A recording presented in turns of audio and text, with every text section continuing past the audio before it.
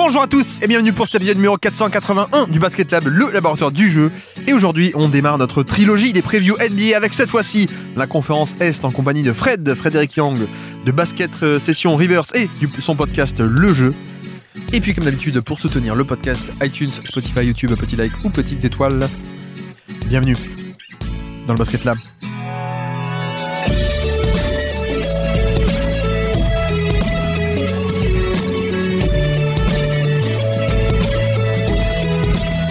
Et donc, on se retrouve aujourd'hui pour un peu de preview. On va faire une preview aujourd'hui de la conférence Est, cette fois-ci avec quelqu'un, mesdames et messieurs, je vous prie de recevoir le JJ Redick français. C'est Frédéric Yang. Comment ça va, Frédéric ? Ça va très bien. Et encore merci de l'invitation, Guillaume. C'est toujours sympa de faire partie de tes émissions, de participer. C'est cool. Ah bah avec plaisir, moi c'est un plaisir de recevoir le futur coach des Lakers, hein, parce que c'est un peu ça l'idée. Je crois que c'est avec Shai qu'on en parlait, Shai Mamou qui nous parlait de ça. Voilà, le nouveau, c'est quoi, comment s'appelle son podcast ? C'est Mind the Game français. C'est le bon, blague à part, ton nouveau podcast, tu sors un podcast sur le jeu comme JJ Redick et LeBron, mais toi je crois que t'as pas de vin. Non, on a des bouteilles d'eau, un peu de café. Pas moi personnellement, mais voilà, on essaie d'être sobre. Mais oui, ça a été lancé du coup sur les plateformes de Rivers Basket Session. Donc il y a un podcast tous les mercredis sur le jeu avec des invités. On traite de plusieurs choses, pas que de technico-tactique. Enfin, c'est quand même le cœur de l'émission. Mais par exemple, on a sorti un épisode sur l'entraînement individuel. Je compte accueillir aussi des prépas physiques, des préparateurs mentaux aussi. Donc le but, c'est vraiment d'aller creuser vraiment dans ce qui fait la performance dans le basket. C'est-à-dire pas que l'aspect drop défensif et spin pick and roll, mais l'aspect plus global du coaching, un peu l'entraînement, la préparation, le mental, un peu c'est aussi un peu ton métier d'ailleurs, hein. Tu as commencé à bosser avec Yacine sur du coup j'ai perdu le nom de l'entité. Epsilon. Epsilon, voilà, merci. Ouais, c'est ça. Donc c'est aussi ton travail dans la vraie vie, quoi. Donc là tu fais un podcast là-dessus, tu viens de le lancer, le podcast Le Jeu sur Basket Session, et c'est un peu couvrir toutes ces facettes du coaching et pas que l'aspect système de jeu, quoi. C'est ça. Mais oui, en fait, le but, c'est de poursuivre parce que toi, tu as entamé notamment avec tout ce qui est technico-tactique. Aujourd'hui, il y en a beaucoup qui font ça en France et je pense, voilà, je l'ai dit aussi sur Twitter, mais je pense que tu es l'instigateur de ça, de cette nouvelle vague. Et du coup, il y a cette partie-là, mais il y a aussi cette partie dont on parle pas assez peut-être sur tout ce qui concerne les à côté, le travail invisible et le but c'est d'aller vraiment creuser au bout des choses pour que le grand public comprenne vraiment de ce qu'il en est en fait sur le terrain. C'est qu'il n'y a pas que ce qu'on voit et les schémas technico-tactiques, des trucs comme ça. Il y a aussi tout ce travail qu'on voit pas, le travail invisible, la psychologie, tout ça. Donc c'est des choses dont on va parler dans ce podcast. Donc c'est tous les mercredis, une fois par semaine, tous les mercredis sur la chaîne YouTube de Basket Session ou sur le flux podcast aussi de Rivers Basket Session. D'ailleurs c'est en vidéo, t'as de très jolis studios, tu fais un peu des émissions en vidéo, voilà, un peu comme JJ Redick, hein, vraiment c'est. Je pense que l'an prochain t'es aux Lakers, mais tu peux nous dire par exemple les premières émissions, c'est quoi un peu les thématiques ? T'as touché un peu à tout, je crois déjà en 3-4 podcasts. On a parlé de défense. Alors le premier c'était un épisode de présentation, on a quand même parlé des idées reçues sur le coaching, les plus grosses idées reçues sur le coaching, les mythes, on a appelé ça les mythes du coaching. Après, on a fait un épisode sur la défense et le troisième, à l'heure où on enregistre, c'était sur l'entraînement individuel. Il y a d'autres émissions qui vont sortir et on va parler de défense aussi, mais spécifique sur le pick and roll. On va parler aussi du lexique du basket parce que ça peut être compliqué aussi pour le grand public. Donc, il y a plein d'épisodes qui vont sortir. Donc voilà, le jeu, si vous avez envie de découvrir tout ceci et de notamment d'en apprendre plus sur le coaching. Bon, à part ça, Fred, comment ça va ? La saison approche à grands pas. On est là pour faire des previews, c'est que justement ça se rapproche. Est-ce que tu es excité pour cette nouvelle année ? Ouais, oui. Étant fan du Magic, je peux te dire que j'attends la reprise avec impatience. On est d'accord. Donc, bref, tu reviens aujourd'hui pour un format que tu avais déjà fait l'an passé d'ailleurs, sur les previews. Bon, sur le Basket Lab, on n'est pas très branché preview, on est plutôt branché review, même peut-être un peu Alexis, hein, on est encore en train de parler des matchs de l'an passé actuellement sur YouTube. Mais voilà, pour faire un peu un côté format rigolo, plutôt que d'essayer de deviner ce qu'il va se passer, je préfère un peu ce format où on tente de dire, voilà, quel est un peu le point clé, quel est un peu le point de bascule de telle équipe. Donc, on ne sait pas si ça va basculer en positif ou en négatif, mais c'est un peu le truc à suivre, le truc important. Et donc pour les 15 équipes aujourd'hui de la conférence Est, on va tenter de dire, voilà, pour Washington, pour Charlotte, pour Cleveland, pour Boston, quel est un peu le point de bascule de la saison, qui peut faire basculer donc dans le positif ou le négatif. Et puis dans un deuxième temps, un peu rapidement, en dire quel pourrait être un peu le scénario maximum pour cette équipe, scénario idéal ou le scénario au contraire pessimiste, selon justement comment est-ce que va basculer la saison. Si tu es prêt, on peut commencer. Alors je peux te lancer, et on peut commencer ensemble. Yes. On peut commencer les équipes un peu nulles. Je sais pas combien d'équipes tu avais. Par exemple, si je te dis en termes de tanking, combien d'équipes où tu te dis bon, même le scénario maximum, ça va même pas piocher dans le play-in.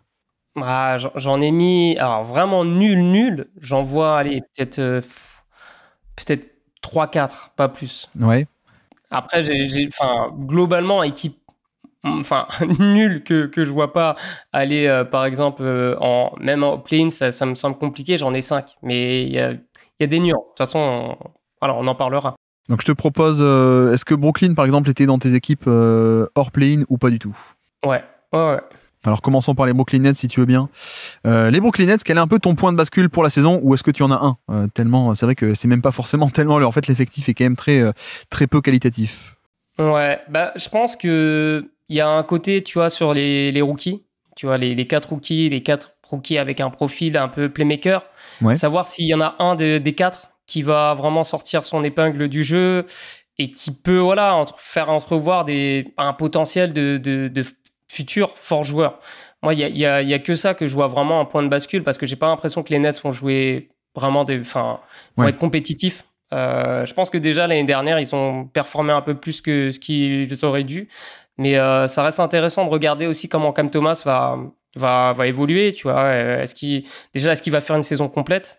Et est-ce qu'il va maintenir un bon niveau d'efficacité? Parce que l'année dernière, c'était déjà pas mal. Donc voilà, moi je verrais plus sur un point de bascule là-dessus. Mais voilà, l'effectif est limité et je pense que cette équipe ne vise même pas quelque chose en vrai.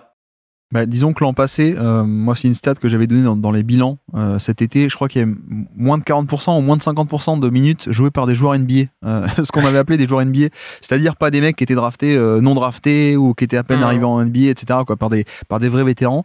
Donc les jeunes, c'est ton point de bascule, je te rejoins un peu, et moi j'en avais un autre point de bascule, c'était l'inverse, c'était un peu les velléités et les possibilités d'échange, parce que tu vois, mine de rien, il y a quand même Michael Porter Jr. dans l'effectif, qui a été dumpé par Denver, il y a quand même Nick Claxton aussi, qui a un bon contrat, je trouve, qui à mon avis est un pivot de calibre titulaire NBA. On a aussi Terrence Mann qui a été récupéré dans l'échange en triangle avec Porzingis qui va à Atlanta. Donc Terrence Mann aussi, c'est un mec qui à mon avis peut avoir une place de 7e, 8e homme dans une rotation compétitive. Et puis à qui est-ce que je pensais aussi? Oui, Haywood Smith aussi qui s'est retrouvé par là à Brooklyn. Donc en fait, tu vois, presque le point de bascule, c'est à quel point est-ce qu'ils vont pas un peu continuer à optimiser leur cap et à être un peu une équipe qui est un peu la 3e équipe dans un échange, tu vois, venez, nous de toute façon on n'a pas de cap, on n'a pas d'argent, mais on s'en fiche, de toute façon, donc donnez-nous nos gros contrats, on récupère un pick avec, ou alors à l'inverse, est-ce que, tiens, on pourrait pas vendre Claxton pour de first pick de draft, est-ce qu'on pourrait pas vendre Michael Porter chez une équipe qui serait demandeuse, etc., quoi. C'est un peu, presque pour moi, le point de bascule, c'est l'état du marché et comment est-ce qu'ils vont être actifs là-dessus, quoi. Ouais, je vois ton point de vue et c'est vrai que c'est pas bête, j'y ai pensé aussi, mais le truc, ça me paraîtrait peut-être un peu rapide de, par exemple, tout de suite faire partir Porter Junior. Je sais pas, c'est des possibilités, hein. C'est sûr que j'arrive pas à lire vraiment ce que veut faire les Nets. Donc c'est pour ça que je suis allé, ce qui me semblait le plus évident pour moi, c'est déjà les recrues, les 4 rookies. Et parmi les 4, je pense que un Nolan Traoré a vraiment des chances de lui sortir peut-être un peu plus du lot que les autres parce qu'il a ce côté où il est quand même très fort en drive et avec du shooting autour de lui, ça peut l'aider. Et je trouve que les autres, c'est plus des paris. Enfin, c'est comme ça que je le vois, moi. Je suis d'accord. Bon, il y a ça, il y a les blessures aussi. Blessures ou blessures diplomatiques, on va dire, parce que l'an passé, il y avait un peu des blessures de tanking par un moment. Mais non, mais je te dis ça aussi parce que, tu vois, au final, un line-up Cam Thomas qui exploserait un peu, Nick Claxton, Michael Porter, Terrence Mann, Haywood Smith, il y a de la compétence. Donc on peut avoir une différence entre 35 victoires et 15, c'est est-ce qu'on arrive à faire partir ces mecs-là. Mais ok, alors scénario maximum, on n'imagine pas dans le play-in, et minimum, bon, on va être 15e de conf, on est d'accord? Le scénario où c'est plutôt c'est pas des vétérans, mais des joueurs confirmés qui joueraient, est-ce que c'est, tu vois, cohérent avec l'idée d'avoir drafté 4 playmakers? Tu vois, Oui, c'est vrai. ça entre un peu en friction, donc j'ai du mal à voir ce scénario possible. Donc on verra. Voilà. Est-ce que Washington rentrait aussi dans cette équipe pour toi qui était hors play-in absolument? Évidemment. Alors quel est ton point de bascule pour les Wizards? Alors, c'est un peu la même chose, sauf que là, je vais parler pas forcément du rookie Trey Johnson, même si voilà, il y a quand même une interrogation autour de lui. Il semble avoir vraiment un shoot très très solide, mais bon, il y a des lacunes sur le drive. Il a dû toucher, mais il faut voir comment ça va se traduire en NBA. Mais c'est surtout pour moi la progression des jeunes, les Bud Carrington, Keyshawn George, Alex Sarr. Pour moi, c'est là le point de bascule parce que c'est des jeunes joueurs. Bon, c'est normal. Saison rookie, niveau d'efficacité très très faible. Là, je veux voir à quel point ça peut s'améliorer. Par exemple, Carrington, il était à 89 de true shooting plus, Sarr à 84, George à 87. Et moi, je veux voir s'ils sont capables de passer à 95 comme a réussi à le faire Koulibaly. C'est ce qu'il a fait, lui. Il est passé de 89 à 95 sur sa deuxième saison. Donc, ah non, je me trompe. Non, il était à 89. C'est mes projections, en fait, 95 pour lui. Donc, voilà, je veux juste voir si ces jeunes joueurs sont capables de montrer qu'ils sont capables d'être efficaces en NBA, d'améliorer leur scoring et leur efficacité au global. C'est ça, en fait, de passer quand tu parles de true shooting plus et l'efficacité relative à la moyenne, de passer de moins 15% à peine moins 5, tu vois, ce serait déjà très bien. Je suis d'accord. Alors moi, j'en avais deux un peu comme ça, de points de bascule, je savais pas trop quel choisir. Je te rejoins un peu sur les jeunes, j'avais noté, mais qui va exploser au niveau des jeunes? Parce qu'il y en a quand même pas mal. Notamment, tu l'as pas cité, mais Cam Whitmore, tu vois, je me demande, est-ce qu'un Cam Whitmore qui a été récupéré gratuitement côté Washington, est-ce que c'est pas lui qui va profiter, avoir tous les ballons exploser? Est-ce que Trey Johnson va pas aussi directement en sortie de draft profiter de tout ça, Keyshawn George, Bud Carrington, etc. Mais de l'autre côté, je m'étais noté aussi l'autre point de bascule, c'est qui veut de mes vieux, quoi. Qui veut de mes vieux, venez, venez. On va racheter les contrats de Middleton ou de McCollum. En février, on rachètera ces contrats-là. Mais si vous voulez faire un échange avant, on est preneur. Si on prend quoi que ce soit, si vous voulez un peu ces mecs-là, parce que c'est vrai que c'est un peu le truc. Et bon, il y a quand même une pièce à échanger, je pense. C'est du Corey Kispert qui pourrait être réclamé sur le marché. Mais on est clairement sur une saison où on peut passer vite, hein, mais le point de bascule, c'est juste faisons confiance aux jeunes. Mais même si les jeunes explosent à plus haut niveau, on n'imagine pas non plus un play-in, on est d'accord, a priori. Donc très bien. Compliqué. Très bien pour les Wizards. Troisième équipe ou pas? Est-ce que tu avais une équipe encore dans ce chapeau? Absolument, on est sûr qu'il n'y aura pas un play-in. Pour moi, on sort déjà de ce cadre-là. J'avais mis Charlotte ensuite, mais je les vois un peu plus haut quand même dans mon scénario optimiste. Très bien. Eh bien, on peut traiter Charlotte. Quel est ton point de bascule pour les Charlotte Hornets 2026? Moi, c'est déjà, est-ce que y a un pivot qui va arriver? Parce que quand on regarde l'effectif, c'est très très faible à ce niveau-là. Mais sinon, d'un point de vue, plus globalement, je vais parler de l'attaque. Et je me demande si cette attaque peut arriver à un niveau moyen de NBA, ce qui serait déjà une plus-value énorme par rapport aux saisons précédentes, sachant que voilà, des talents offensifs sont arrivés. Donc, je veux voir ce que ça peut donner à ce niveau-là. J'ai un point de bascule qui est assez évident, mais qui est pas marrant. C'est la santé de la Melo Ball, quoi. C'est un peu toujours pareil. Malheureusement, j'ai envie de dire, la santé est peut-être plus globalement son niveau de jeu, parce que il est jeune, il est toujours blessé. Après, j'aimerais bien que même sur les minutes où il est là, tu vois, tu parles un peu d'efficacité pour Washington. J'aimerais bien que lui il confirme un peu le scoring, quoi. Parce que le passing est génial, mais si on pouvait avoir, il va avoir quoi, 22, 23, 24 ans, je sais plus, un truc comme ça. Voilà, c'est peut-être maintenant qu'il faut passer le step. Donc un point de bascule évident qui est la Melo Ball. Mais après, je te rejoins qu'il y a un effet. Je pense que défensivement, c'était pas si mal que ça. Alors les schémas en tout cas, pas le résultat à la fin. Mais je me pose la question sur l'attaque. T'as raison. Et donc par conséquent, qui va un peu gagner ce duel d'arrière, de toutes les lignes d'arrière, tu vois, il y a du Colin Sexton qui a été récupéré, ils ont drafté Knuppel aussi, il y a Treman qui a été prolongé après quelques matchs sympathiques l'an passé. Qui est-ce que j'oublie encore? En porteur de balle, il y a Brandon Miller aussi, tu vois, qui est encore jeune et qui va porter beaucoup de ballons, la Melo Ball qui est déjà là aussi. Enfin bref, je serais assez curieux de voir qui va un peu sortir vainqueur de ce duel de tous les arrières, en fait. Mais il y a pas mal de porteurs de balles, de mecs qui ont déjà scoré. Donc, il faut voir comment ça peut s'articuler. Et après, sur la défense, je te rejoins. Sauf qu'il n'y a pas eu d'ajout majeur à ce niveau-là pour vraiment les faire performer, alors que les schémas sont bons. C'est pour ça que pour moi, là, ça va vraiment jouer au niveau de faire performer ton attaque avec cette équipe. Ou alors le point de bascule, c'est est-ce que Moussa Diabaté peut devenir all defense, mais ça serait le moyen le plus sûr, le plus rapide d'avoir une défense potable pour le coup. Mais ouais, on est d'accord qu'il y a un peu ce côté-ci. Et alors, il y a quand même un scénario maximum, bon minimum, on s'en fiche, ça va être très nul, 15e dans le pire des cas. Mais il y a quand même un scénario maximum pour toi où ça peut un peu grappiller la 10e place. Alors peut-être être en compétition au moins. Ah, ça peut, je pense, aller titiller les 30 victoires. Mais là, je suis vraiment très optimiste. Parce que, un peu comme Brooklyn l'année dernière, ils font 28 victoires, il me semble. Bah, je pense que les Hornets, avec potentiel offensif, pourquoi pas? Enfin, je sais pas, hein, c'est vraiment ce que j'envisage au mieux pour cette équipe. Non, mais je suis d'accord. Bon, après, sachant que c'est l'Est, en plus, il y aura, si on compte que sur 15 équipes, il y aura forcément une équipe qui va être blessée avec un joueur majeur blessé et donc va être out. L'Est, même quand t'es pas bon, il y a souvent des équipes qui tankent plus que toi, tu vois. Donc, non, mais on va dire que je pense qu'il y a un scénario maximum. Je dirais pas être sûr en play-in, mais au moins être en compétition pour le play-in assez longtemps. Je vois bien, tu vois, où la défense c'est pas mal. Moussa Diabaté confirme un plus grand rôle de pivot défensif, des schémas dynamiques, avec la Melo Ball qui est au top de sa forme en niveau All-Star offensif. J'ai pas de mal à voir ce scénario où l'attaque ça clique juste assez, il y a un peu de spacing que Sexton, Brandon Miller continue de progresser, la Melo Ball, etc. Donc ouais, je te rejoins très bien pour les Hornets.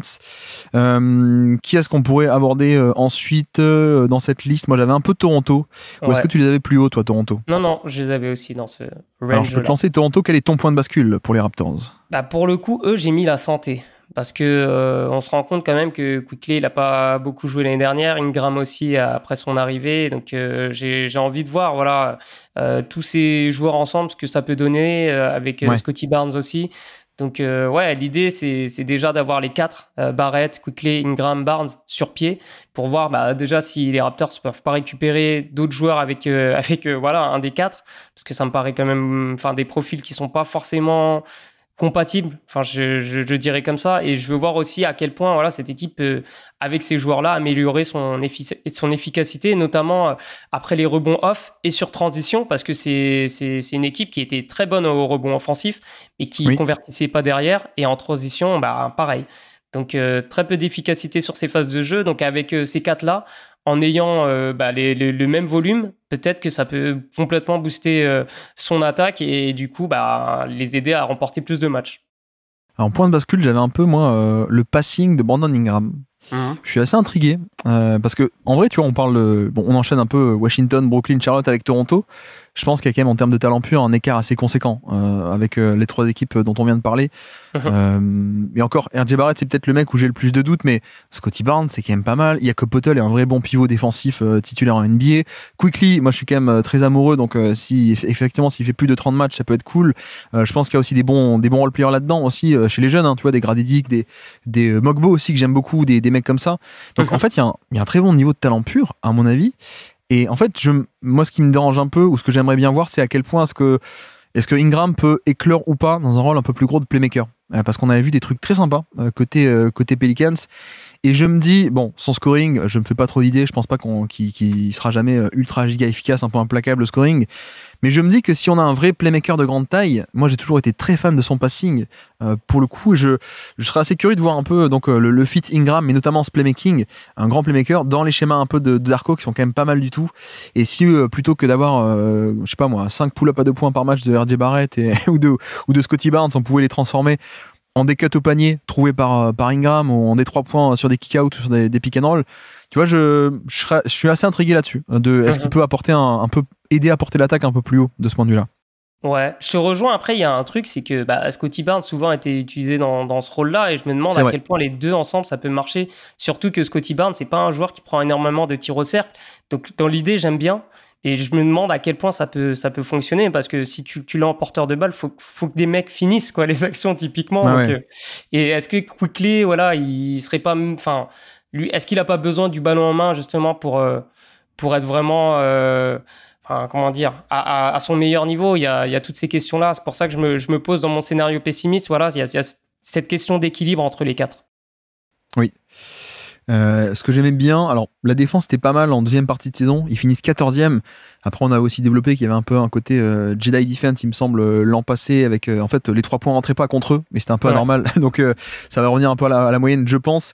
Mais clairement c'est l'attaque un peu le point central pour moi, parce que je pense que défensivement, avec Scotty Barnes, avec Ingram qui est pas mal du tout, avec Barrett qui peut être aussi pas mal on-ball, avec je sais pas si j'ai dit Jakob Poeltl aussi en pivot derrière. Je pense que défensivement tu peux faire un truc très sympa, et donc pour moi le point de bascule, un peu comme le passing d'Ingram, mais c'est ce côté à quel point l'attaque peut être bonne. Si l'attaque est 25e comme l'an passé, non, tu seras pas en play-in et pas en play-off. Si la défense est pas mal et que l'attaque remonte aussi au niveau de la moyenne, ou voire même un peu au-dessus, ça pourrait faire un truc où oui, tu peux imaginer dans un scénario optimiste que pour moi il pourrait être en play-off, de manière assez optimiste, mais en play-off. Dans les 6 directement dès la saison régulière? Non, pardon, oui, moi je suis encore un vieux 7-8 quoi. Ok, d'accord. Ouais. Ok. Ouais, je peux imaginer les voir dans le 8e au max. Je les vois pas plus haut. Mais ouais, c'est faisable, je pense. Non, je crois que Omax n'a pas été signé à Toronto. Il est parti où, Omax d'ailleurs? Olivier Maxence Prospect. Non, je pense ça parce qu'en plus ils n'ont pas Omax, ils ont AJ Lawson, je crois, l'ancien de Dallas aussi. Mais bref, on part sur les joueurs hipsters. Non, mais on est d'accord aussi on parle de ça. Il n'y a pas de Giannis. Si Giannis débarque à Toronto, le fameux Giannis à Toronto dont on discute à chaque fois, ça peut tout changer. Mais bon, je blague un peu là-dessus. Mais tu vois, il y a un côté pour moi aussi, la saison peut être décidée de à quel point est-ce qu'ils font des échanges, parce qu'ils ont quand même pas mal de beaux contrats pour le coup. Ah, c'est ça. Et que peut-être que la redondance de porteur de balle fait que un Quickly, tu peux t'en séparer, ou s'il y a une bonne offre, tu peux le lâcher. Est-ce que un Barrett aussi, ou voilà, pour moi, il y a aussi un scénario où ils n'ont pas en fait tout péter, mais il y a 2-3 retouches parce qu'il y a quand même des bons contrats et des bons joueurs qui peuvent être échangés à droite à gauche, quoi. Ouais, je suis d'accord.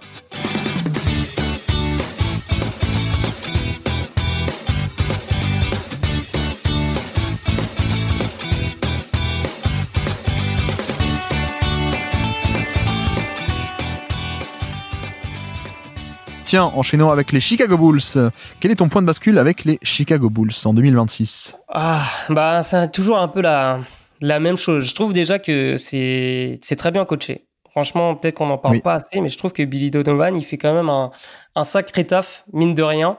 Mais après, le problème de cette équipe, c'est que le plafond, il est, comment dire, j'ai l'impression que play-in, c'est vraiment à leur max, en fait. Leur max, et donc j'ai un peu peur que ça se passe un peu comme les saisons précédentes, où finalement, tu as une équipe qui est moyenne. Qui est moyenne et qui fait le play-in, qui se qualifie pas en play-off, et tu te dis bon, il y a eu des bonnes choses, mais finalement il se passe toujours rien, quoi. Donc j'ai peut-être envie, un peu comme l'an passé, j'avais dit peut-être que le scénario optimiste, c'est justement qu'il y a un choix fort et que l'équipe devienne vraiment nulle, quoi, pour qu'il se passe quelque chose pour les saisons d'après.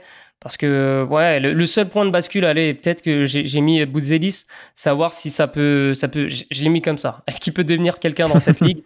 Sachant qu'il a quand même un bon tir, mais je veux voir à quel point il peut progresser aussi sur son efficacité près du cercle, là où il a vraiment été mauvais, il me semble, l'année dernière.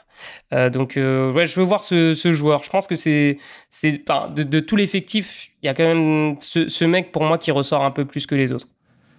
En termes de potentiel à long terme, je veux dire. Oui, effectivement, ça, en termes de talent pur, c'est quand même peut-être un des meilleurs de l'effectif. J'avais noté, moi, la relance des jeunes, pardon. J'avais noté un point de bascule. Alors, il y a des vieux, mais tu vois, Vucevic, je pense que c'est un peu la fin. Je serais pas surpris s'il y avait un buyout, d'ailleurs, en février ou plus tôt. Je pense que Kobe White est plus vieux et il peut être juste échangé. Mais je trouve ça intéressant, tu vois, Kevin Huerter qui est arrivé, qui est relativement jeune encore, plus trop, mais quand même un peu. Est-ce qu'on peut pas le relancer pour l'échanger ou pour aider juste au niveau du spacing, par exemple? À quel point est-ce que Josh Giddey, qui est encore jeune, peut pas exploser aussi? À quel point ils ont récupéré pour pas grand-chose Isaac Okoro aussi, tu vois, qui était un ancien assez haut choix de draft, qui pour l'instant est qu'un défenseur, mais je suis assez intéressé et je l'aime bien, Okoro, malgré un peu ses limitations.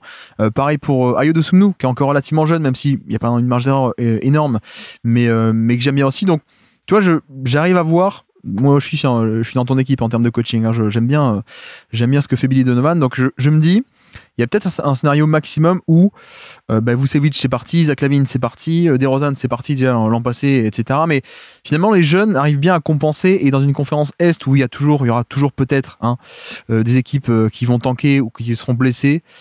tu vois, moi, un scénario maximum où tu gardes avec un peu cette compétence Kobe White, Aïdo Soumnou, et que t'as un Josh Giddey qui explose, et que t'as un Kevin Huerter qui apporte beaucoup, et que t'as un Trey Jones aussi que j'aime bien, qui apporte pas mal, et que t'as un Matas Bozelis qui explose un peu plus dans un rôle de star, etc.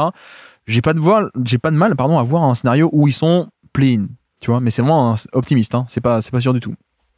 Ouais, bah je partage complètement ton avis, hein, de toute façon. Et là où je dis que Donovan est bon et très bon, quand on regarde bien, bah, tu vois, au niveau du rythme de jeu, il me semble que c'est l'équipe avec le plus gros pace de la ligue. Sur les tirs au cercle, pareil. Sur les 3 points aussi en fréquence, pareil. Enfin, en tout cas, il cible bien les choses. C'est une équipe qui est bonne au rebond def, bonne sur transition. Donc, c'est bien coaché en fait. Il manque juste du talent en fait à cette équipe, et ce talent tu vas peut-être l'obtenir en étant nul et pour pouvoir reconstruire derrière, ou comme tu disais, avoir peut-être des monnaies d'échange contre Vucevic, des gars comme ça, quoi. Je suis d'accord. Donc voilà pour Chicago, meilleur scénario play-in, et le pire possible. Bon, c'est en bas de la conférence Est. Hein. Personne progresse, tout le monde est blessé et on joue le first pick. Donc très bien. Où est-ce qu'on va partir? Tiens, partons sur Miami. Qu'est-ce que tu penses de Miami? Quel est pour toi le point de bascule pour le Miami Heat?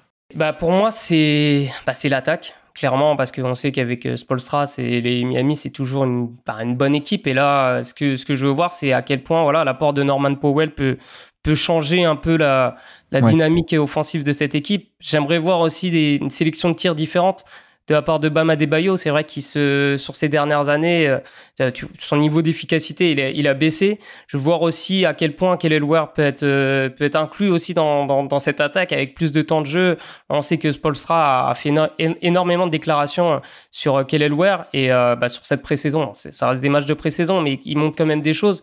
Et je veux voir aussi à quel point Jaime Jaquez, par exemple, peut retrouver un niveau décent, et à quel point Tyler Hero peut continuer à être aussi efficace que l'an passé. Oui, je suis d'accord. La défense était top 10 l'an passé, et ils n'ont pas eu de perte si grande que ça. Et donc, tu as toujours Bam Adebayo qui est par là. David Mitchell, en plus, qui est arrivé en bonus en fin de saison, qui est assez génial. L'émergence un peu en milieu de saison aussi de Kelly Ware, rookie, qui était très sympathique. Wiggins est aussi par là, en ailier un peu à tout faire, mais qui peut être aussi très bon défensivement. Donc moi, je te rejoins que la défense est plus ou moins assurée avec un coach comme Spoelstra et de bons outils défensifs. Tu vois, l'ajout de Norman Powell, c'est pas une immense plus-value en défense, mais c'est quelqu'un, tu sais, qui peut être au moins neutre. Donc s'il n'y a pas de tir vers le bas. Donc la défense, je suis assez confiant, et donc le point de bascule pour moi aussi, c'est l'attaque, et plus spécifiquement, j'avais noté la création offensive. Parce que j'avais un peu Tyler Hero qui avait explosé dans un plus grand rôle l'an passé, mais à voir qu'est-ce que ça va faire un peu cette deuxième année consécutive ou pas. Et non, mais c'était aussi par rapport à Norman Powell. Qu'est-ce que Powell peut apporter de plus que son propre scoring? Est-ce qu'on pourrait pas développer aussi un peu, ou voir un peu plus en termes de passing, tu vois? Parce que mettre ses points, c'est génial, mais si on avait un petit peu plus de passing, ce serait top. Et sachant aussi que dans l'aspect de création, j'inclus aussi le rookie Kasparas Jakusionis, qui apparemment est un vrai top talent pur, et surtout un vrai joueur de pick and roll. Donc là-dessus, ça peut changer pas mal de choses, parce qu'il y a Hero, mais si tu en as un deuxième avec Jakusionis, tu vois, tu parles un peu de l'efficacité de Bam qui est pas top. Si tu peux l'envoyer sur des pick and roll plus facilement, c'est quand même bien, quoi. Lui, plus Kelly Ware aussi en finition verticale au panier. Donc effectivement, cet aspect pour moi de création offensive est peut-être le point de bascule. Et dans le positif, c'est-à-dire à quel point Hero, à quel point Powell, à quel point Davion Mitchell aussi d'ailleurs, lui, est-ce qu'il peut continuer de créer ou pas? Et donc à quel point aussi Jakusionis, mais aussi dans le négatif, à quel point est-ce qu'on peut partir un peu des ballons de création à Bam, quoi. Tu vois, c'est un peu un double tranchant ce point de bascule de la création. C'est ça. Ouais, je partage complètement ton avis aussi sur le hit. C'est la grosse question pour Jakusionis. Ouais, j'ai un peu de réticence. Le potentiel est là, hein, mais aujourd'hui, c'est quand même un joueur qui perd énormément de balles. Donc, il faut voir comment ça se traduit. C'est toujours la même chose. C'est pour ça que je ne miserai pas sur les rookies.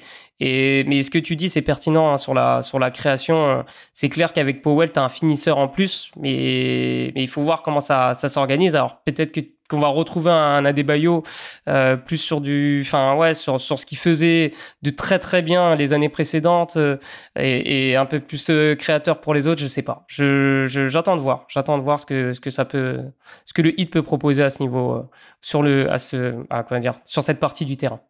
Et puis après, pour le Heat, il faut l'évoquer, toujours la possibilité des trades, et il faut aussi toujours l'évoquer, la réalité qu'ils n'en feront pas. Peut-être. C'est un peu ce que reprochent les fans de Miami.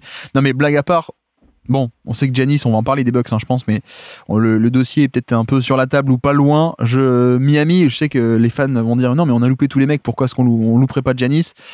Il y a quand même les contrats, tu vois, il y a du 31 millions euros, 28 Wiggins, même Terry Rozier est encore là, bon, on sait pas ce qui va se passer, mais techniquement 26, Powell aussi, pour avoir Giannis, tu t'en sépares facilement 20 millions, Davion Mitchell est à 11, en fait, il y a plein de contrats de taille moyenne pour arriver à monter des échanges sympathiques, quoi. Ça, pour le côté équilibre des contrats, ou alors, de l'autre côté aussi, des petits contrats, donc ça aide pas pour l'équilibre, mais très attirant. Les rookies qui sont contrat rookie Kyle Ware, Jaime Jaquez, Jaquius Jonis, voilà des jeunes pour l'attrait du package. Tu vois, c'est pas trop pour blaguer, même si je blague un peu dessus assez régulièrement, mais je pense vraiment que le Heat est intéressé par un Giannis et que le dossier de Giannis pourrait se débloquer plus vite qu'on ne le pense. Donc voilà, nos prédictions sur la saison, on va dire le scénario maximum et minimum, mais tout ça pourrait être fichu à la poubelle si en février il y a Giannis qui arrive, quoi, notamment. C'est un gros point de bascule du coup, ça. Bah ouais, c'est quand même ça pourrait être un point de bascule, t'as raison. Mais alors, scénario optimiste en l'état et sans méga trade et sans catastrophe, où est-ce que tu imagines un peu ce méga collectif aller jusqu'où?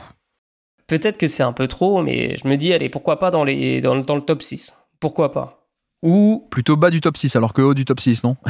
Ouais, plutôt bas, bien sûr. Ouais, je suis d'accord. Pour moi, ça peut, dans le meilleur des mondes, ça peut être 5-6, je suis d'accord. Et le pire, c'est qu'il n'y a rien qui marche. Et peut-être play-in, mais je les vois pas descendre en dessous du play-in, à moins qu'il y ait méga blessure. Mais on parle pas de ça, on parle de dans l'état, tout le monde est à peu près sur pied, mais j'imagine pas un scénario qui sportivement, hors blessure, peut être cata au point de manquer le play-in, de mon côté. Ouais, je les ai mis 10e au pire, en fait. C'est ça, ouais, on est d'accord. Il y a trop de compétences, en fait. Il y a trop de compétences et trop de talent pur, j'ai l'impression. Et puis bien coaché aussi, hein. On parlait des bons coachs. Eric Spoelstra, c'est pas mal aussi. Bah tiens, on en parlait un peu. On peut le faire maintenant si tu veux. Les Milwaukee Bucks, quel est ton point de bascule? Tiens, on se pose la question. Bah, tu vois, là, je l'ai mis. Un départ de Giannis. Donc, je l'ai mis en point de bascule parce que on sent quand même qu'il y a ouais, si c'est peut-être l'année ou jamais, en fait. Pour lui, on sent que lui est ouvert aussi. Donc, pour moi, c'est un gros point de bascule, hein, parce que ça conditionne tout, en fait. Bah ouais, parce que scénario minimum, c'est du coup sans Giannis et c'est 14e de conf, quoi, pour le coup. Mais non, mais je te rejoins, le point de bascule évident, c'est peut-être Giannis. Après, si on part du principe que bon, ils vont pas les changer, je dirais quand même que le point de bascule pour moi, c'est la défense et à quel point est-ce que le fit avec Miles Turner peut être bon. Parce que tu vois, on a un côté où Brook Lopez était un peu le partenaire parfait. Bon, sauf l'an passé où ça commençait à vieillir là depuis 2 ans. Mais même en vieillissant, c'était quand même pas mal. Hein. C'était quand même les drops défensifs, c'était quand même top 15, top 20 en termes de protection de panier, perte d'efficacité infligée au panier, etc. Donc j'ai hâte de voir comment est-ce que ça peut fonctionner, cette défense et le remplacement d'un défenseur de drop par quelqu'un qui techniquement a la protection de panier et le 3 points. Un peu comme Lopez, mais je sais pas ce que tu en penses, il est quand même un peu moins solide sur ce qui est le drop défensif notamment. Donc si tu peux pas avoir un peu cette même encre défensive, est-ce que tu peux, de manière comme avant, de manière identique à précédemment, redéployer Giannis off-ball en safety? C'est un peu la question. Donc je serais intrigué par la défense aussi de ce côté-ci. J'avais noté aussi. Après, Turner peut permettre aussi des schémas différents. Bon, il est pas non plus. Enfin, on l'a vu aussi avec Indiana. Il est capable de défendre sur des schémas différents. Après, c'est pas forcément élite, mais en tout cas, ça te donne quand même une possibilité de varier un peu. Et comme tu dis, après en attaque, c'est un peu la même chose. Du coup, tu vas avoir ce que Brook Lopez t'a apporté. Donc, ouais, je veux juste voir si, en gros, l'équipe maintient avec Giannis à peu près le même niveau avec Turner qui remplace Lopez. Moi, je l'ai noté aussi. Après, il y a du talent pur en attaque. Tu vois, Giannis, l'an prochain, il sera dans l'effectif, 54 millions. Turner, 25. Lillard, 54. Ah non, pardon, il est payé, mais il n'est pas dans l'effectif. Lillard, c'est vrai. Non, mais pour l'attaque, j'aurais pu le mettre en point de bascule l'attaque. Mais en fait, je me dis, on va avoir le show Giannis, quoi. C'est-à-dire le show plein de ballons, tous les ballons. Et avec malheureusement, peut-être un peu les limites qu'on connaît. C'est-à-dire que les spacers ils sont là, les catch and shooters ils sont là. Gary Harris est arrivé, Gary Trent est d'élite, Taurean Prince il peut mettre des 3 points, AJ Green aussi. Donc le spacing il y a pas trop de problème. Moi ce qui va peut-être un peu manquer, c'est un vrai partenaire de pick and roll en termes de ball handler ou un vrai créateur secondaire. Donc je pense qu'on peut sortir une saison en attaque où les Bucks sont top 10 attaque, mais plutôt vers la 10e place, avec un Giannis à 40% d'usage et une efficacité un peu légèrement plus bas que d'habitude, mais ouais, on est d'accord. Et donc alors, sans évoquer un trade de Giannis évidemment, sinon c'est pas marrant, mais en l'état, cet effectif coaché par Doc Rivers, c'est quoi pour toi ton scénario maximum pour ces Bucks-ci? Bah pareil, 6e place ou play-in, un peu comme le Heat, je les vois pas dans le top 5. Ouais. J'avoue que ouais, peut-être je suis trop. Alors je m'étais dit top 5 moi. Bon, okay. 5e, hein. Mais bon, 5-6e, ça se joue pas. On dit ça en pinaille en début de saison pour les previews, mais après tu vois, ça se joue en fin de saison, ça se joue à une victoire d'écart à chaque fois. Mais non, mais je me dis, il y a peut-être un scénario maximum où le projet ne va nulle part, on a bien compris, mais où Giannis est à ce point fabuleux tout seul, il y a un bon spacing autour, ça marche, et l'ajout défensif marche aussi avec Turner. Donc je me dis, ça peut peut-être aller gratter top 5 une année où il y aura des contenders en moins, tu vois, il y a pas Boston, il y aura peut-être pas Indiana comme avant. Donc je me dis, pourquoi pas top 5 en scénario maximum. Scénario minimum, hors trade de Giannis, je les vois aussi play-in. Quoique peut-être un peu bas play-in, non? Je sais pas. Bah non, moi j'ai mis ça. Ouais. Et j'ai mis pire scénario, c'est un départ de Giannis, donc pas de play-in. Mais sinon, avec lui, oui, je l'ai quand même mis. Allez, je pense que ça peut descendre à 8e. Hein. 8e facile aussi. Si les autres équipes, ça fonctionne bien, je peux les voir 8e, voire à plus bas. Hein. Oui, mais tu vois, c'est là où Fred... moi, quand je dis play-in, pour moi, c'est 9 ou 10, tu vois. Ah. Moi, je suis encore à l'ancienne où play-off, c'est de 1 à 8 et play-in, c'est 9 et 10. Mais non, mais on est d'accord. C'est une question de sémantique. Alors, moi, je me suis pas fait. Pour moi, play-in, non, c'est des trucs en plus, quoi. C'est les 9 et 10. Mais ok, très bien. Donc, voilà pour les Milwaukee Bucks avec le vrai point de bascule, c'est le trade. Mais le faux, c'est quand même, on l'a bien dit, le sportif et la défense. Tiens, Boston Celtics. Est-ce que c'est un peu tôt pour toi pour qu'on parle de Boston ou pas? Boston, quel est ton point de bascule pour les Celtics? Moi j'ai mis, ça paraît évident, mais bon, il y a d'une part l'adresse à 3 points, parce que je pense pas que Joe Mazzulla va changer son identité de jeu. Je pense qu'il va énormément miser sur ça. C'est ce qui différencie les Celtics des autres équipes de la ligue, c'est cette fréquence énorme de tirs à 3 points. Donc pour moi j'ai noté ça, mais j'ai noté aussi les schémas défensifs pour compenser les départs de Porzingis, alors Ford, Cornet. Et aussi, on peut le nommer aussi Drew Holiday. Est-ce que l'équipe, en fait, défensivement, va être plus agressive? Je pense que oui. Parce que tu peux plus être dans des schémas plus, plus soft avec les départs de Porzingis, avec ces gars-là, quoi. Donc, pour moi, tu es obligé de créer quelque chose avec ta défense. Et d'être beaucoup plus agressif que par le passé. Mais du coup, je me demande à quel point le net rating peut être positif. Ouais. Est-ce qu'il peut se maintenir à, je dis n'importe quoi, à plus 4, plus 5, plutôt que quasiment les plus 10 qu'on avait avant? Je sais que c'est impossible, mais déjà, si les Celtics parviennent à être dans le positif, ne serait-ce que plus 4, ce serait déjà énorme pour cette équipe. Tu parles un peu de la défense via Porzingis, Horford et Cornet. Ils ont littéralement perdu l'intégralité de leur secteur intérieur. Alors il reste un peu Nemas Kita et Xavier Tillman, qui étaient un peu les 4e et 5e de rotation intérieure. Mais en fait, ils ont perdu l'intégralité de la raquette, et notamment défensivement, parce que c'est vrai que Horford mettait un petit 3 points parfois, Cornet faisait un peu de passe et puis un petit shoot, et puis Porzingis, c'est un catégorie au-dessus, mais la perte est surtout défensive. Donc je te rejoins. Je m'étais noté, moi, Anthony Simons en point de bascule, parce qu'en fait, c'est un 2 en 1. Pour moi, c'est un 2 en 1 et il symbolise un peu les deux. Le premier, sportivement, c'est quid de la création offensive, sans Tatum, évidemment. Donc là-dessus, est-ce que Anthony Simons peut pas un peu régler ce genre de problématique? En partie, je pense. Et aussi Anthony Simons pour l'autre aspect, qui est pas du tout sportif, qui est plutôt velléité de la franchise, de qu'est-ce qu'on va faire et qu'est-ce qu'on veut faire, surtout en 2026.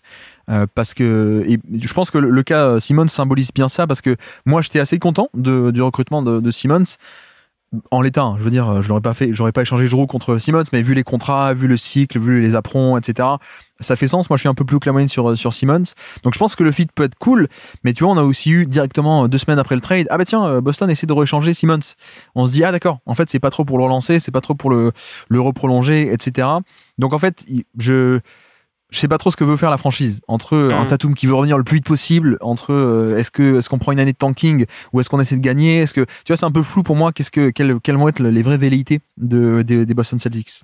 Ouais, bah, je te rejoins. Je pense pas que les Celtics se disaient que Tatum allait revenir aussi vite. En tout cas, apparemment, il est vraiment en avance sur sa convalescence. Donc, mais comme tu dis, est-ce que c'est bien ça d'ailleurs? T'as pas peur de la rechute, toi, Tatum?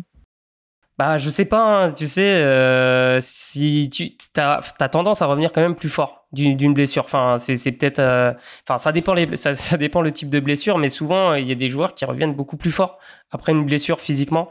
Donc après là, c'est le tendon d'Achille, donc ça me paraît un peu touchy, mais Ouais, je sais pas, mais en tout cas le fait d'avoir, de t'être séparé de ton secteur intérieur, c'est vrai que là dans l'idée, peut-être les Celtics ont dit on va comment dire, faire l'impasse sur cette saison et essayer de reconstruire par le passé. Mais là, je trouve qu'il y a quand même de la compétence dans l'effectif.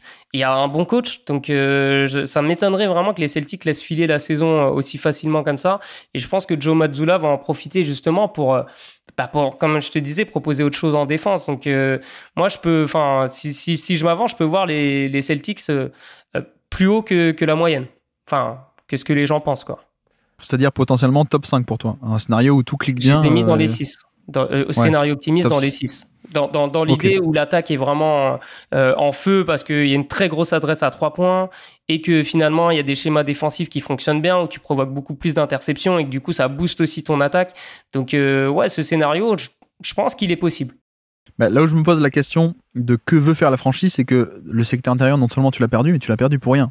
Cornet, free agency, Horford, free agency, et Porzingis, c'est toi qui as été obligé de payer pour t'en débarrasser. En termes de timing, tu voulais t'en débarrasser avant la draft, etc. Donc, tu vois, non remplacé, et autre perte sèche, c'est potentiellement Tatum. Donc je suis d'accord qu'il reste du talent pur.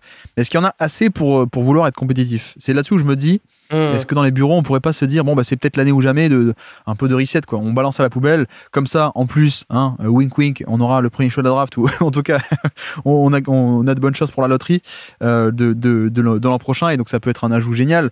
Est-ce qu'il vaut mieux pas ça? C'est-à-dire, je sais pas moi, 10%, 15%, 20% de chances d'avoir un bon pic en passant par une année nulle, plutôt que on va être compétitif au maximum, mais avec des limites où de toute façon on pourra pas être champion, et donc à la fin tu as un pic qui est un peu plus nul et tu as une équipe qui fait 40 victoires mais qui a aucune prétention, quoi. Donc tu vois, cette espèce de ventre mou fait pour moi, et il n'a aucun intérêt en termes ni de choix de draft à la fin, ni de vraiment résultat sur le court terme. Donc je me dis, c'est peut-être ça qui pourrait faire que le front office se dit, non, soit on est génial, et comme on peut pas l'être en 2026 sans Tatum et sans le secteur intérieur, soit sinon on punt carrément sur la saison. Donc j'avoue que je sais pas trop, et c'est pour ça que c'est vraiment mon point de bascule, parce que ça peut littéralement partir dans tous les sens, quoi. Soit ils peuvent être compétitifs, soit ils peuvent carrément ne rien faire, et on a une équipe qui est peut-être à 30 victoires, quoi. Et moi, je suis d'accord avec toi, mais c'est juste ce côté Joe Mazzulla pour moi qui est le point de bascule. C'est vrai. Où il peut faire comme une Will Hardy, où finalement il veut pas être nul, quoi. Donc il arrive à trouver un moyen d'être bon, d'être compétent et d'envoyer cette équipe au play-in. Donc, mais sinon, je partage ton avis. C'est juste moi, ce point de bascule, c'est Joe Mazzulla, clairement. Je suis d'accord que c'est compliqué de punter sur une année quand mais tu vois, Jaylen Brown aussi, il est dans son prime. Quand t'as Derek White qui est dans son prime, quand t'as un coach qui est habitué à gagner et qui veut gagner, c'est pas pareil qu'en début de cycle où tu recrutes un nouveau coach, tu tankes pendant 2-3 ans, mais voilà, c'est pas pareil à accepter. Donc je suis d'accord. Et donc on a dit scénario maximum, toi tu les voyais top 6. Je t'avoue que je les vois pas top 6. Du coup, quand je dis top 6, évidemment, oui, non, mais au 6e ou play-in dans les 7-8. Je vois plutôt grand maximum 7-8 de mon côté, sauf si Tatum revient genre en décembre et que c'est la fête du slip, quoi. Mais ça, non, je les vois pas. Je vois pas un scénario maximum aussi bon de mon côté. Et par contre, le scénario pessimiste, c'est blessure diplomatique de Jaylen Brown. Derek White, on l'échange à OKC contre 8 picks de draft. Et puis voilà, on tank, on va chercher le first pick, quoi. Ça va être qui d'ailleurs le first pick? C'est Drew Peterson, non? Ou c'est je sais pas qui c'est les prospects l'an prochain. Dibansta, ouais, c'est ça, exactement.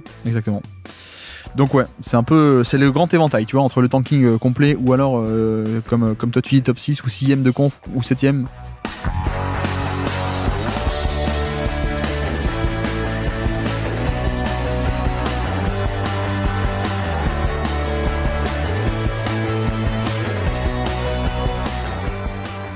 Les Atlanta Hawks d'ailleurs. L'Atlanta Hawks, quel est ton point de bascule pour les Hawks? Moi, j'ai mis la défense. Le fait que Porzingis arrive dans cette équipe, au niveau de la dissuasion, est-ce que va y avoir vraiment avoir quelque chose de significatif? Je pense que c'est possible, et j'ai mis aussi la santé de Jalen Johnson, parce que j'ai vraiment l'impression que c'est lui en fait le facteur X de l'équipe. Ouais. Je suis un peu d'accord. C'est le truc facile, mais c'est la santé. Parce qu'en fait, si Porzingis est là ou n'est pas là, si Jalen Johnson est là ou n'est pas là, ça change un peu tout, quoi. Pour le coup, c'est vraiment je pense, des joueurs qui sont top 50 NBA ou pas loin ou même largement. Donc, je suis d'accord qu'il y a un peu ce truc avec Atlanta. On se dit, est-ce que c'est pour cette année, pour décoller? L'an passé, ça n'a pas décollé, mais aussi parce que on l'oublie. Mais ouais, Johnson a fait quoi, 20 matchs, 30 matchs à peine. Donc ça change tout, quoi. Ouais, et je me dis, tu vois, qu'avec Porzingis, le fait que, déjà, je pense que c'est complémentaire en défense et même derrière en attaque, avec la menace que représente Porzingis à 3 points, tu vois, Jalen Johnson, il peut profiter clairement de l'amélioration du spacing pour augmenter son driving game et même son cutting game qui est excellent. Donc, voilà, ça peut être le grand vainqueur, en fait, de cette arrivée si les deux, sont en bonne santé. Moi, j'avais noté le nombre de joueurs viables des deux côtés du terrain. Parce que c'était un peu le problème avec cette équipe, c'est qu'on a un joueur qui a compromis Trae Young, très fort en attaque, mais en défense, c'est pas la folie. Pour faire l'euphémisme de l'année, d'ailleurs. Mais pour le coup, on avait une itération des Hawks au début qui était très offensive, hein, Kevin Huerter, John Collins, etc. Mais du coup, la défense, c'était trop cata. On a rebasculé ensuite vers allez, on va chercher des jeunes Temeré, allez, on va chercher des défenseurs. Même l'an passé, tu vois, Dyson Daniels, c'est génial en défense. Jalen Johnson, plutôt typé défenseur, en tout cas au début, etc. J'aimerais bien voir l'an prochain, avec l'ajout de Porzingis, potentiellement il peut être très bon des deux côtés et avoir aucun compromis. Potentiellement, si on utilise aussi Jalen Johnson en termes de jeu de main à main, beaucoup plus, ou un peu comme les 30 matchs de l'an passé, le compromis de pas de shoot, tu le ressens moins, donc tu aurais une viabilité des deux côtés. L'ajout de Nickel Alexander Walker aussi, qui peut être un 3&D, qui joue 30 minutes avec 30 minutes de non-compromis des deux côtés. Zachary Rizaché aussi, qui a bien joué l'an dernier en tant que rookie, mais s'il peut exploser à 30 minutes par match ou 32-33, là aussi, c'est un mec qui est moins bon en défense que Daniels, mais qui a l'avantage d'avoir aucun compromis, ni défensif ni offensif. Tu vois, pour moi, il y a un peu ce truc avec les Hawks, c'était un peu avoir les fesses entre deux chaises, quoi. Depuis quelques temps, est-ce qu'on en va complètement dans l'attaque, complètement dans la défense, et à chaque fois, c'était avec des profils à gros compromis. Donc là, je me dis, est-ce que on pourrait pas avoir comme point de bascule ça et un potentiel maximum de, Porzingis des deux côtés, Jalen Johnson des deux côtés, bien utilisé, Nickel, Zachary Rizaché, et au final t'as peut-être un ou deux joueurs à compromis, genre Daniels pour la défense et Luke Kennard qui est là que pour l'attaque, mais le rêve de enfin une équipe viable et des line-up viables un peu partout, quoi. Ouais, je suis d'accord, ouais. Clairement, leur effectif est construit un peu pour ça, j'ai l'impression. Oui. Dans cette idée-là. Oui, je suis d'accord. Donc ouais, l'Atlanta Hawks. Et alors maintenant, ce qui est intéressant, à quel point est-ce que tu les vois aller haut? Quel est ton scénario maximum pour eux, où tout le monde est en santé? J'ai mis top 4. Je suis d'accord. Je suis d'accord que le vraiment optimiste maximum, on est top 4. Ouais. Je suis d'accord. Avec un haut pourcentage à 3 points. Tu vois, parce que ça reste quand même très important dans cette idée-là, quoi. Où les Zachary Rizaché, ils shootent à plus de 36%. Porzingis aussi. Trae Young aussi. Tu vois, et que du coup, la défense, elle parvient à être au-dessus de la moyenne NBA. Tu vois, chose que les Hawks ont eu du mal à faire ces dernières saisons. Déjà, si tu as une bonne attaque et une défense au niveau de la moyenne, au niveau du net rating, il sera positif et du coup, cette équipe va gagner plus de matchs. Donc moi, je me dis que ce scénario, voilà, s'il arrive, les Hawks peuvent être facilement top 4.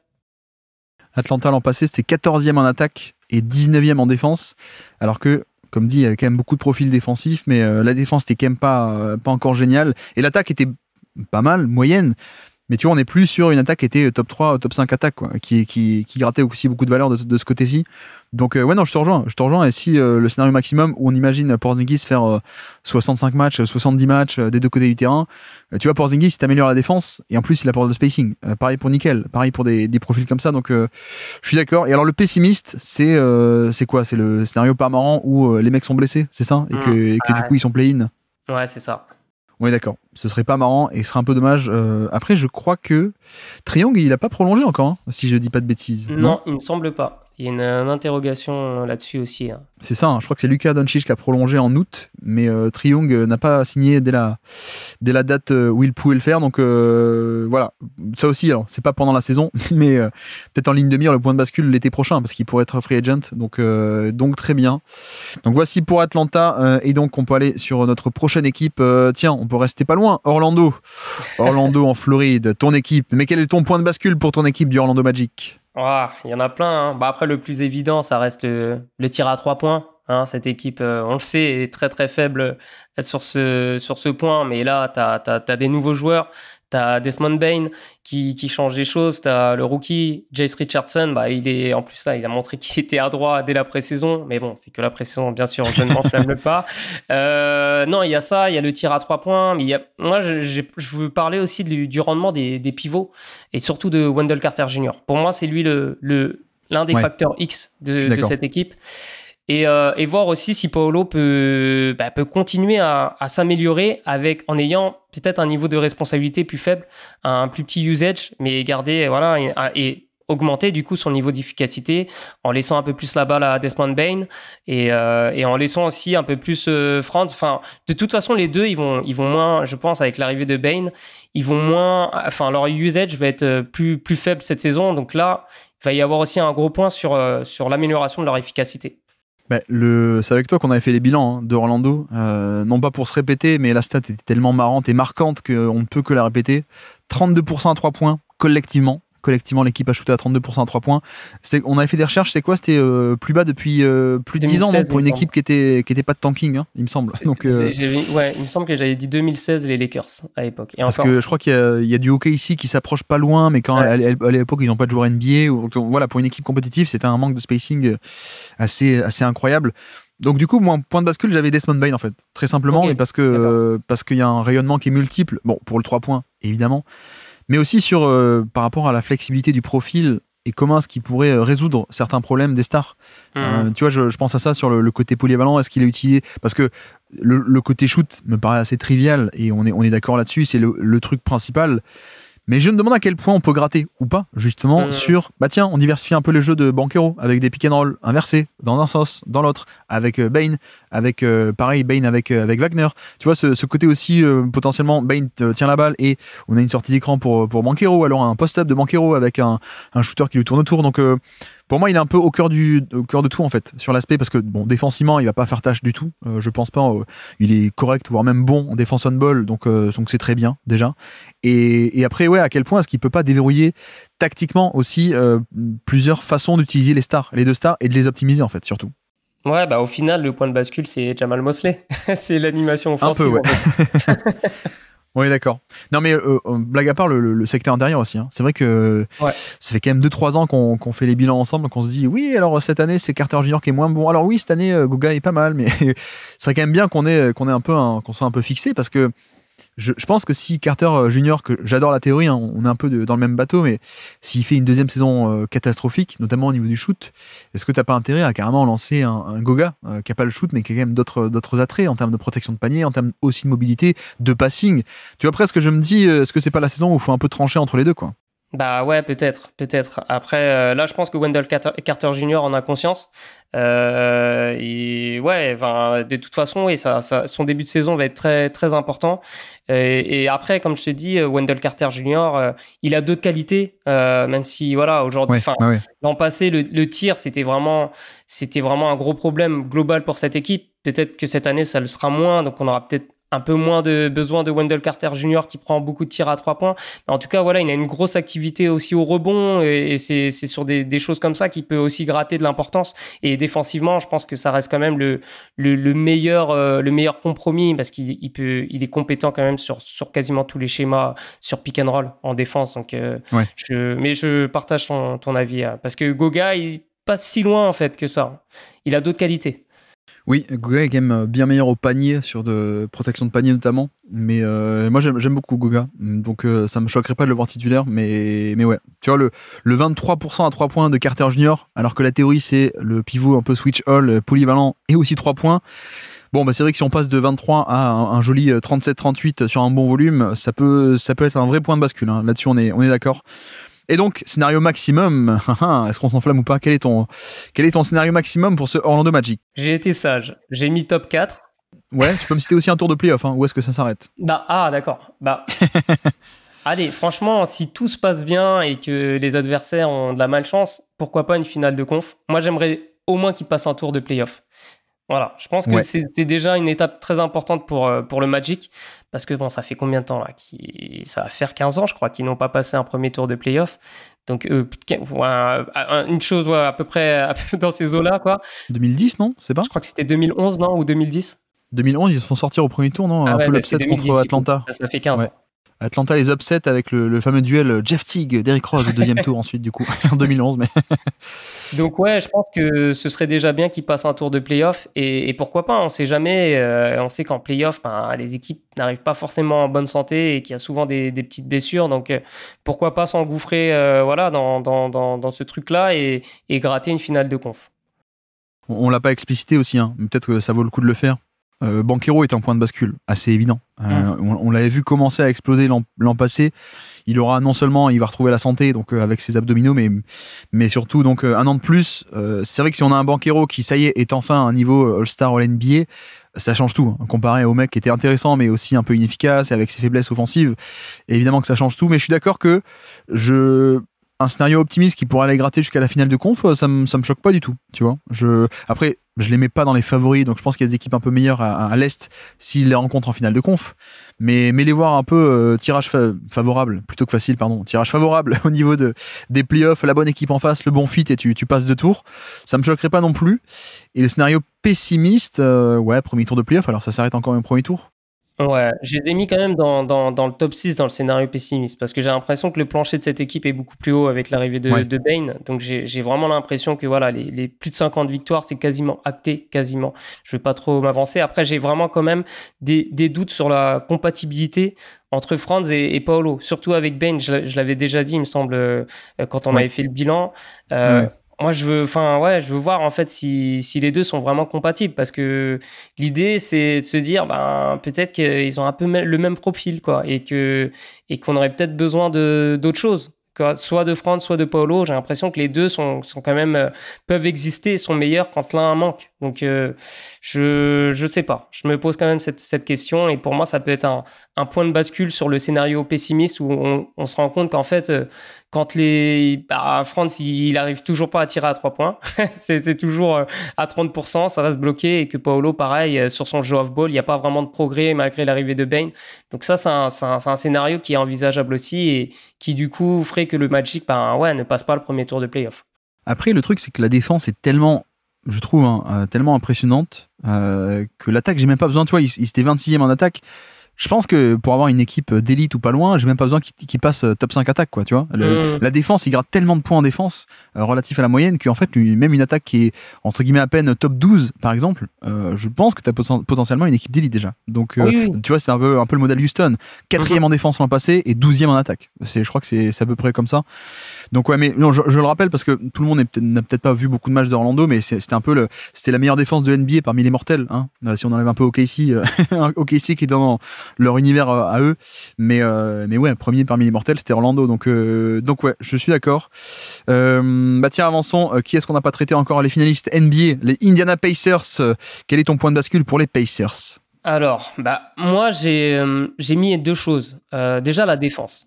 Je veux voir, malgré l'absence d'Haliburton, le départ de Miles Turner, je veux voir si cette défense est capable de garder son niveau de la deuxième partie de saison, à savoir un defensive rating de 113 points, donc encaissé sur 100 possessions. Je pense que c'est ce qui permettrait à cette équipe, malgré l'absence d'Haliburton, de rester compétitive, parce que derrière l'attaque elle peut tourner un peu plus haut que la moyenne.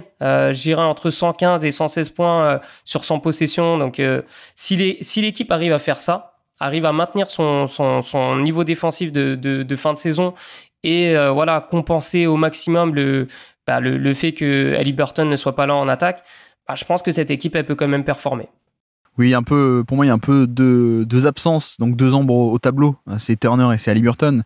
Mais j'avais aussi noté l'aspect de quid du secteur intérieur, en fait. Parce que tu parles de la défense. Bon, Turner faisait partie de ses défenses, mais on est d'accord que la défense ne se reposait pas que sur Turner. Oui. La force un peu et d'ailleurs pas sur Haliburton non plus. Je pense qu'Haliburton, quand Haliburton n'est pas là, il y a quelqu'un d'autre, ça peut marcher aussi bien. C'est une force collective, des schémas pour rétrécir le terrain, pour se resserrer autour de la raquette, etc., etc. Donc là-dessus, ma question c'est quid du secteur intérieur de point de bascule, parce que il y a des candidats. Hein. Tu vois, notamment Jarras Walker, le très jeune Jarras Walker qui était blessé en finale, mais qui est potentiellement, est-ce qu'il pourrait pas exploser enfin en année numéro 3. Il est encore très jeune, mais je pense aussi à Jay Huff qui a été recruté, qui a montré de très belles choses du côté de Memphis, mais un rôle réduit. Mais est-ce que si tu le passes à 30 minutes par match, qu'est-ce que ça fait, quoi, pour le coup? Éventuellement, moi j'aime bien aussi Isaiah Jackson, un mec du premier tour d'il y a 3-4 ans qui était blessé pas mal de fois, mais techniquement, est-ce que lui pourrait pas aussi, je te dis pas devenir titulaire, hein, mais passer de 10 minutes par match à 25, tu vois, être dans la rotation. Donc quid du secteur intérieur. Et après l'autre qui était un peu plus évident, c'est quid l'autre point de bascule pour moi, c'est création collective, pardon, et création offensive. Quid de Nembhard, si Nembhard a tous les ballons, pour quel résultat? Ouais, après, tu vois, il y a ce truc, moi je suis complètement d'accord avec toi. Après, il y a ce truc de vouloir accélérer le jeu, de se passer beaucoup la balle. Finalement, c'est sûr que tu perds ton meilleur créateur. Haliburton, pour faire un parallèle avec le foot, c'est un peu Busquets, Xavi et Messi en même temps. C'est le mec sur la première relance, c'est un magicien. Ensuite, c'est lui qui va te créer des décalages aussi sur le demi-terrain, et c'est lui aussi qui va pouvoir te créer des actions tout seul. Donc on a ce truc-là. T'as pas ce mec-là, mais par contre, t'as toujours cet ADN collectif, et finalement qui mise sur la vitesse, le mouvement, beaucoup de get action. Donc on lance la balle, on court vers la balle, et je pense que ce truc-là, il peut marcher même sans Haliburton. Alors c'est pour ça que on n'est plus à un niveau où t'es top attaque de NBA, mais tu peux rester quand même un peu au-dessus. C'est pour ça que je parlais de 115, 116 points en offensive rating. Je pense que c'est faisable avec ce style de jeu, même si tu perds forcément en qualité. Et alors Nembhard, c'est qui? C'est Pedro, c'est ça? Est-ce qu'il peut step up dans les chaussures de Messi? Un truc comme ça, quoi. Ouais, peut-être Alexis Sanchez. Après, tu vois, Pedro, il est parti à Chelsea en go-to-guy. Il n'a pas été aussi bon, hein, Pedro, que dans le système, lors du système de Barcelone. Mais non, mais je te rejoins. Je suis d'accord. Et bon, je parle de Nembhard, mais Siakam aussi. Siakam, on l'a connu gros volume à Toronto. C'était sympa, mais c'était pas sympa comme dans le rôle qu'il a eu en 2025, quoi. Donc ça me paraît assez évident cet aspect-ci. Mais alors, je sais qu'il y a des gens qui même avec la blessure d'Haliburton aiment bien ces Pacers. Quel est toi ton scénario maximum de ces Pacers sans Haliburton? 6e. Je les ai mis un peu dans ce même range que les Celtics, les Bucks. Ouais, 6e. Ouais, alors je sais pas s'ils vont passer un tour de playoff ou pas. La seule chose dont je suis sûr, c'est qu'ils vont aller en finale de conf. Je t'avoue. C'est qu'ils vont shooter à 50% à 3 points. Mais non, je suis d'accord que il y a peut-être un monde où... alors après, ils peuvent aussi faire des échanges, hein, mais un monde où Jarras Walker explose, où le secteur intérieur se confirme un peu mieux. Nembhard, ça se passe très bien à la création. J'imagine pas une attaque qui va être d'élite, mais juste assez bonne. La défense aussi. Je peux voir un top 6, ouais. 6e, 6, 7e, j'arrive bien à le voir. Quoique c'est peut-être un peu bas, seulement 6-7e, mais non, mais je suis d'accord. Et alors pessimiste, par contre, c'est rien ne marche, et quoi, ils sont en play-in ou même un peu en dehors du play-in? Moi, je les ai vus 10e. Je les vois pas, enfin, c'est peut-être biaisé, tu vois, par rapport à ce qu'ils ont fait par le passé, mais je les vois pas en dessous de la 10e place, malgré l'absence d'Haliburton et le départ de Turner. Je sais pas, peut-être que je me trompe, peut-être que je suis un peu trop biaisé parce que ce que j'ai vu de cette équipe et ce que j'aime bien de cette équipe, donc ouais. Après, il y a toujours un côté un peu accélérateur, amplificateur. Par exemple, tu vois, si l'équipe est moyenne et qu'ils sont autour de la 8e, 9e place, est-ce qu'en février, il va pas y avoir aussi, ou même dès janvier, ah bah tiens, Siakam, on va prendre le soin de lui, de 3 blessures diplomatiques où ça fait traîner. Et donc, au final, on se dit, non, mais ça peut pas descendre en dessous de la 10e place. Et en fait, dans les faits, les mecs, ils se sont dit, bon, allez, on balance la saison, et donc ils finissent 14e, quoi, tu vois. Donc, pour le coup, c'est toujours. Ouais, c'est une possibilité. C'est une possibilité, mais ouais. Bon, en tout cas, on verra ça en playoff l'an prochain. Qui est-ce qu'ils vont battre à coup sûr? Ce sera la surprise. Tiens, une équipe qu'on a oubliée, qui était dans le bas, mais est-ce qu'ils pourraient pas être dans le haut l'an prochain? Les Philadelphia 76ers. Quel est ton point de bascule pour les Sixers? C'est l'évidence. La santé de Paul George et Joel Embiid. C'est facile. Hein. Mais on est obligé. Franchement, on est obligé par rapport à ce qu'on a connu la saison passée. C'est trop important, en fait. Est-ce qu'on n'avait pas déjà dit ça d'ailleurs l'an passé? Et au final, on avait raison. La santé a été un point de bascule. Il me semble, mais ouais, mais enfin, en fait, c'est tellement pas, enfin, c'est une équipe tellement différente sans Embiid et même sans Paul George. Enfin, en fait, on la connaît pas cette équipe. C'est ça qui est difficile en fait pour l'évaluer, c'est que on n'a pas ces références-là des Sixers avec Paul George et Joel Embiid.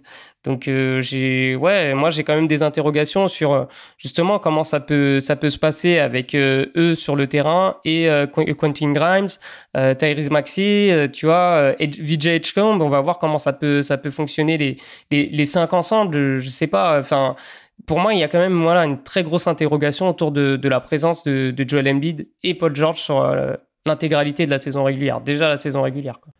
Oui, non, mais c'est tout à fait trivial. Hein. C'est quand tes deux meilleurs joueurs de contrat max sont pas là ou sont pas bons, au final la saison est un peu à jeter à la poubelle. Donc c'est exactement ce qui s'est passé.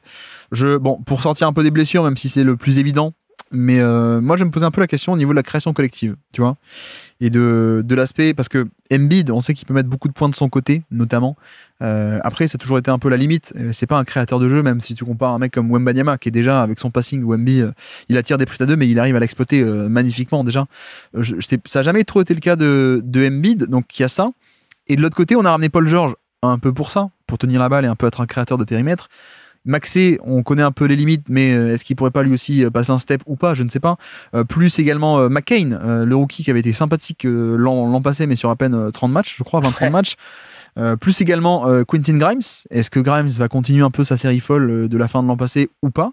Tu vois, je me pose un peu la question en dehors des blessures, hein, qui reste le principal, mais quid un peu de qui va créer dans le périmètre, qui va créer sur des pick and roll, qui va créer du jeu collectivement, et à quel point, et à quel niveau. C'est un peu, pour moi, ce qui peut départager une équipe qui est une bonne équipe des Sixers, qui fait comme d'hab, top 4 et sortie au deuxième tour, ou potentiellement une équipe qui, en fait, ça peut aller au bout parce qu'il y a des vraies capacités à trouver des solutions, pas que avec Embiid, mais aussi avec manipulation de défense depuis le pick and roll, driving kick, etc., quoi.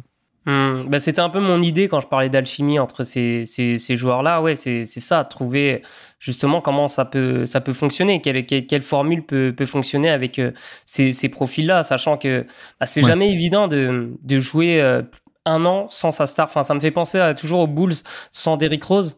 Et quand la saison où il se blesse malheureusement en playoff, c'est sa rupture du ligament croisé, les Bulls ils font quand même énormément de matchs sans lui. Et quand il revient, on sent que c'est pas pareil, quoi. Enfin, c'est difficile de trouver une façon de jouer quand ton meilleur joueur n'est pas là, en fait. Et quand il revient, si t'as réussi, par exemple, à Grimes, il s'est complètement lâché, il a trouvé, il s'est découvert, enfin, je sais pas si c'est découvert des facultés supplémentaires, mais en tout cas, voilà, il a gagné en confiance. Et le fait de revenir peut-être dans un rôle plus réduit, comment ça va se passer pour lui? C'est toujours, moi, cette interrogation que je me fais avec cette équipe. Oui, je suis d'accord. Et puis même sur Grimes, que moi j'adore, hein, mais à quel point ils vont lui donner beaucoup de ballons, alors que le mec va être unrestricted free agent l'an prochain. Il y a aussi ce côté, si tu avais bien voulu prolonger, ok, tu faisais partie du projet et c'est génial.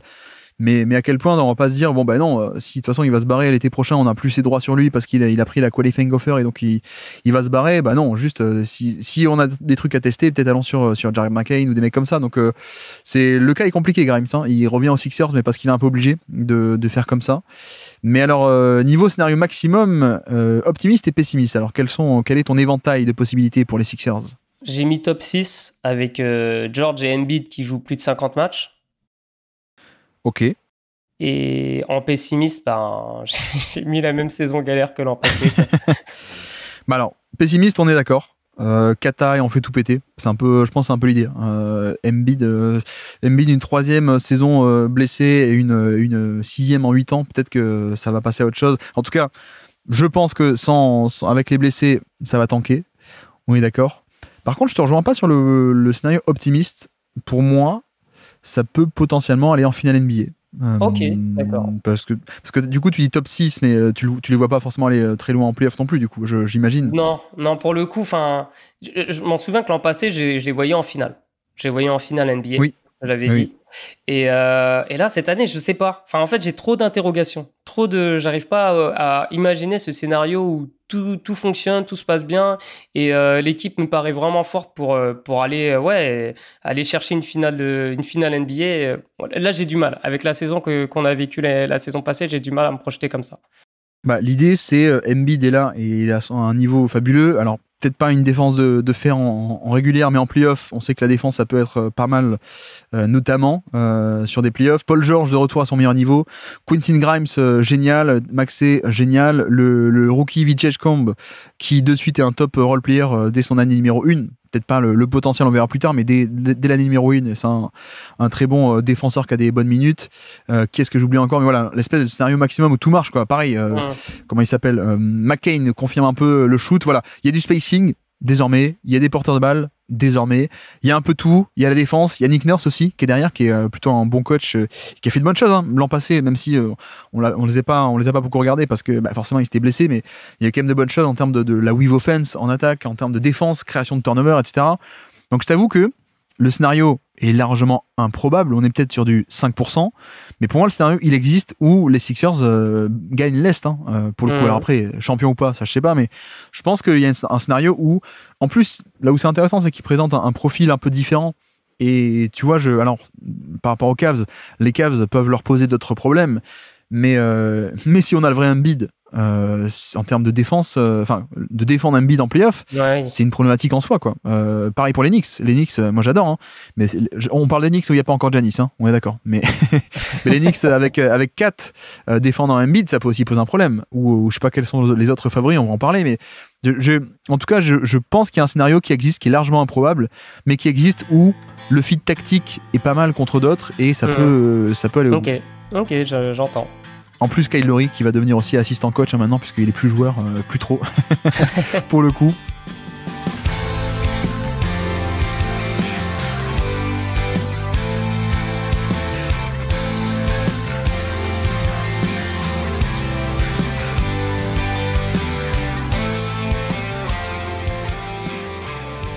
Tiens, on n'a pas parlé d'eux encore, les Detroit Pistons. Mais quel est ton point de bascule pour les Detroit Pistons ?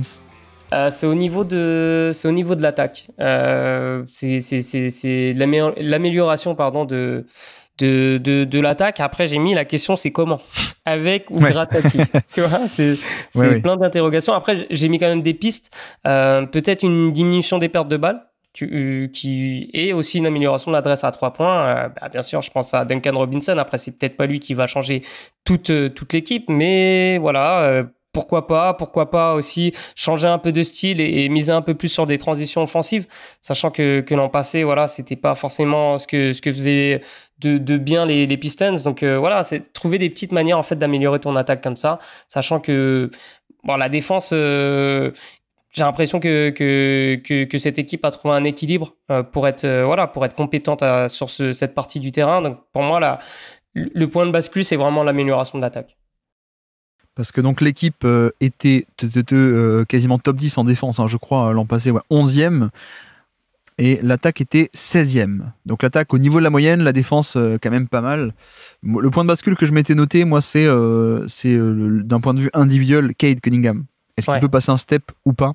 Parce qu'en fait, je te dis ça non pas parce qu'en bonus de spacing, ça ferait pas du bien. Il y a quand même beaucoup de profils un peu à compromis là-dedans et qui apportent pas un spacing parfait.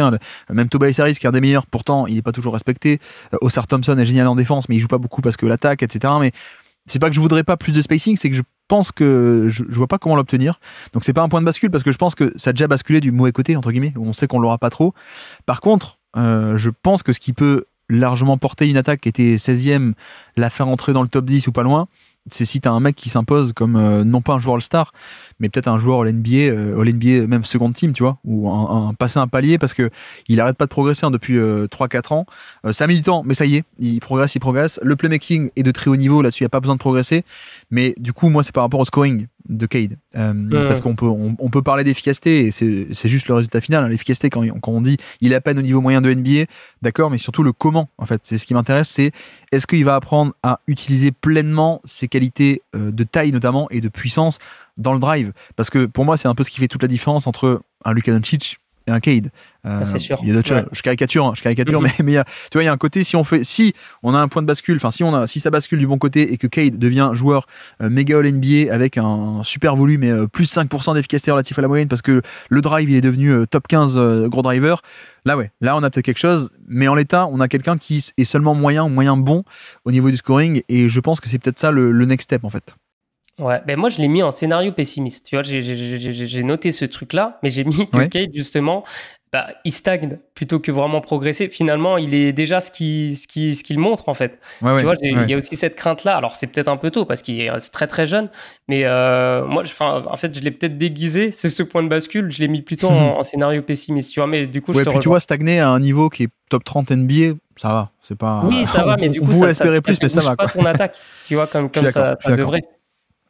Je suis d'accord, tout à fait. Et donc d'ailleurs, en parlant de ça, scénario optimiste et pessimiste, alors pour les Pistons, comment est-ce qu'on imagine leur saison, l'éventail de possibilités? Le scénario optimiste, pour moi, c'est top 4. Avec ce que tu dis, peut-être un Cade qui montre vraiment des gros progrès et que du coup, l'équipe est vraiment boostée. Et donc, ce scénario de top 4, je peux l'envisager. Et du coup, le scénario pessimiste, je te l'ai dit déjà un peu, c'est que Cade, finalement, il reste au même niveau. Et t'as voilà, une équipe qui est à peu près comme l'année dernière et qui, du coup, l'année dernière, c'était quand même 6e, il me semble, enfin, c'était top 6. Là, je les vois dans le scénario pessimiste, peut-être play-in, sachant que les Hawks se sont renforcés, que le Magic s'est renforcé, donc j'ai mis ça, play-in. Si on change de monnaie, si on parle désormais non pas en classement, mais en tour de playoff, c'est quoi à peu près pour toi, du coup, comment ça se traduit en tour de playoff? Parce qu'on a dit Orlando, un scénario, ils vont jusqu'en finale de conf. Est-ce que tu es à ce point haut sur Détroit? Moi, je t'avoue que je suis un peu plus bas. Bah ouais, moi aussi. Donc, je t'avoue que je les vois pas passer un tour de playoff, toujours pas. Ils peuvent en passer un, peut-être, mais je les vois pas faire plus que le deuxième tour. Ouais, je suis d'accord. Après, ça dépend, tu vois, les match-up, c'est toujours le. Oui, truc, bien sûr. Ouais. Tu peux être très bon et tomber contre un premier tour, contre le match-up 4-5 contre un mec très fort, et tu passes pas. Et tu peux être un peu moins bon, mais avec un peu de chance au tirage, tu passes, mais effectivement. Donc, Détroit, ok. On continue de monter, on continue d'avancer. Il nous reste les New York Knicks. Quel est ton point de bascule pour les New York Knicks? T'en as parlé, non? C'est Giannis. Non, mais j'ai mis le quid du jeu en mouvement de Mike Brown. Tu vois, est-ce que ça va prendre? Tu vois, sa patte. J'ai vu que déjà, dès les matchs de pré-saison, il a mis en place ce nouveau style de jeu. Est-ce que ça peut marcher avec ces joueurs-là? Toujours cette interrogation de mettre en place ce type de jeu avec des gros joueurs, quoi. Est-ce que ça va matcher? Est-ce que ça va passer? C'est ma grosse interrogation. J'avais aussi Mike Brown, j'avais noté Mike Brown en général, parce que pour deux aspects, l'attaque, qui va jouer? Tu vois, qui va jouer, qui va avoir de gros minutages? Thibodeau faisait jouer 40 minutes par match Josh Hart. Est-ce que pour son attaque, Mike Brown va plutôt, pourquoi pas, préférer un McBride, qui est un défenseur on-ball fabuleux, moins off-ball mais que Josh Hart, mais quand même, mais qui a un shoot, notamment? Ou est-ce que on va pas aller chercher d'autres profils, je sais pas, mais donc pour l'attaque, est-ce qu'on peut dérouler un peu autrement et donc niveau line-up? Et pour la défense, est-ce qu'on pourrait pas un peu plus tricher niveau match-up? Ce que voulait pas faire Thibodeau en régulière, c'est-à-dire notamment un peu déployer du OG Anunoby en poste 5 qui va défendre le poste 5 et cacher un peu 4 autre part. C'est vrai que là-dessus, j'ai mis Brown en point de bascule parce que comme on change de coach, c'est assez rare de changer de coach pour une équipe à ce point forte. Il y a quand même beaucoup de problématiques tactiques où on se dit, on connaissait l'équipe d'avant qui avait des forces, des faiblesses, mais quid de l'itération suivante en fait? Ouais, c'est ça. Et alors, est-ce que, scénario maximum, où est-ce que tu es prêt à monter alors? Très haut. Premier de l'Est et finale NBA. Du coup, ouais, je peux imaginer un scénario où, en fait, ça marche hyper bien. Ce nouveau jeu, finalement, t'as 4 qui s'amusent dans ce jeu, que tout le monde y trouve son compte et que les Knicks, atteignent je dis n'importe quoi, mais peut-être top 3 d'attaque en NBA. Donc, je peux voir ce truc-là et notamment ce que tu disais en défense. Finalement, tu testes des nouveaux schémas où tu arrives à cacher 4 et ça fonctionne bien. Donc, ouais, ce scénario, je peux l'envisager. Mais tu as raison de parler de ça parce que l'attaque était top 5 déjà l'an passé, mais avec la nuance on se posait la question, mais quid de la création secondaire en fait? En fait, quand il n'y a pas Brunson, qu'est-ce qui se passe, quoi? Et donc, si Mike Brown arrive avec un peu sa Princeton offense notamment, est-ce qu'on pourrait pas avoir plus de 4 postes hauts sur le passing et donc un peu régler cette question de il n'y a que Brunson? Non, il n'y a pas que Brunson, il y aurait peut-être éventuellement du 4 en créateur. Je t'avoue que moi, ça peut gagner l'Est. Je suis aussi de cet avis que ça peut gagner l'Est.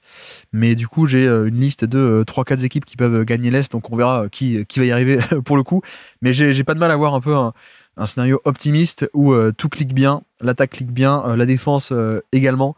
Avec Mike Brown, on parle de l'attaque à Sacramento, mais de base, c'est aussi un coach défensif. C'était le coordinateur défensif des Warriors. Pendant longtemps, les grands Warriors de Curry, Steve Kerr, etc.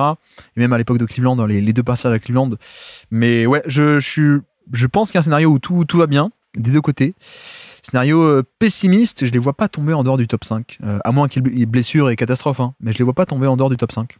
J'ai mis quand même 6e. J'ai mis top 6, 6e. Ouais. Dans l'idée où, tu vois, avec ce style de jeu, tu peux perdre plus de ballons. Que ton attaque, finalement, elle est bonne, mais sans plus, à peu près au même niveau qu'avant, voire un peu plus faible.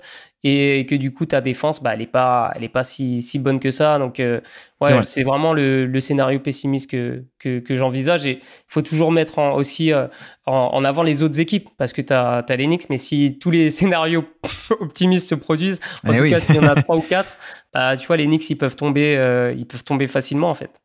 Il y aura 4 équipes en finale de conf, t'imagines, c'est un record. Non, mais je suis d'accord. Mais tu vois, on a parlé de line-up et de Mike Brown, et même Mitchell Robinson aurait pu être un point de bascule. Mitchell Robinson, parce que il peut aussi résoudre pas mal de problèmes. S'il est bon, il est en forme. La raquette avec Robinson, t'as le jeu des possessions rebond offensif, mais en plus tu peux un peu plus cacher en défense un 4, etc. Donc Robinson, et puis bon, le point, on n'a pas insisté, mais Giannis, le trait de Giannis éventuellement. Même si je t'avoue que je vois pas comment est-ce qu'ils pourraient le faire, cet échange. Ils ont les salaires, mais est-ce qu'il n'y a pas plein d'équipes qui ont de meilleures offres à faire pour les Bucks? Il me semble que oui, parce qu'ils ont plus de pics, les Knicks. Donc j'y crois pas des masses à ce trade. Mais bon, where amazing happens, on verra, la NBA. Et donc il ne reste plus qu'une équipe, c'est ça? Si je dis pas de bêtises, j'espère que j'ai oublié personne. Donc les Cavaliers, quel est ton point de bascule pour les Cleveland Cavaliers qui étaient à 64 victoires l'an passé? C'est redondant, mais j'ai mis aussi la santé, mais en play-off. Je parle même pas de la saison régulière, mais c'est vrai que c'est quand même un facteur très important qui leur a peut-être coûté une place en finale l'an passé, donc ça on le saura jamais. Mais pour moi, j'ai mis ça. Après, c'est toujours des évidences, mais si tu arrives à maintenir ton niveau d'adresse à 3 points, c'était top 5 en fréquence et deuxième en efficacité, donc ça joue énormément. Et de voir peut-être un Donovan Mitchell encore plus agressif et efficace au cercle, parce que pour le coup, lui, l'an passé, il était un peu moins efficace au cercle avec cette nouvelle équipe, malgré le fait que l'attaque tourne bien. Lui, au cercle, il était un peu moins bon. Donc, je me dis que ça peut être un point de bascule. Moi, j'avais noté notamment la santé, évidemment. Moi, pour aller un peu plus sur du sportif, même si la santé reste le plus important, c'était l'aspect tactique de quid de leur implacabilité au scoring. Pour moi, c'est un peu toujours le même truc avec cette équipe, c'est-à-dire, tu vois, quand on se projetait un peu sur les match-ups contre Boston, qu'elle est arrivée en play-off, moi, je me disais, je pense que je préfère légèrement les Celtics, parce que dans une bataille du switch all, qu'on a parfois en play-off, j'ai quand même plus confiance en du Tatum et du Porzingis au poste bas, ou même du Jalen Brown pour aller scorer encore et encore sur des 1 contre 1. Alors que les Cavs, il y a un jeu fabuleux de cut, d'animation qui est extraordinaire, mais justement les match-ups de régulière contre Boston, ça switchait les écrans et tu dis, ah mince, il est où le jeu? Il n'y a pas de jeu, quoi. Il y a des 1 contre 1.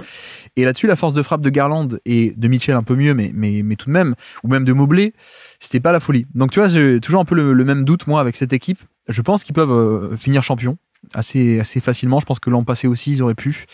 Parce que OKC était très sympa, mais pour le coup, on savait que Cleveland, OKC, ça pouvait se disputer également. On avait vu en régulière, je veux dire.